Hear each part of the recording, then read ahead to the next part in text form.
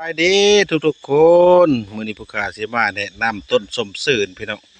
นี่เด็มันเป็นหมากเป็นดอกแล้วเด้อพี่น้องเด้อนี่ดอกก็สิเป็นจังซี่แหละดอกก็ดอกส้มสื่นเด้อนี่เด้อพี่น้องเด้อหมากส้มสื่นต้นส้มสื่นเด้อพี่น้องเด้อดีหลายอย่างหลายแนวได้พี่น้องเอ้ยไล่สารพิษไล่พิษต่างๆอยู่ในเนื้อในกิ่ง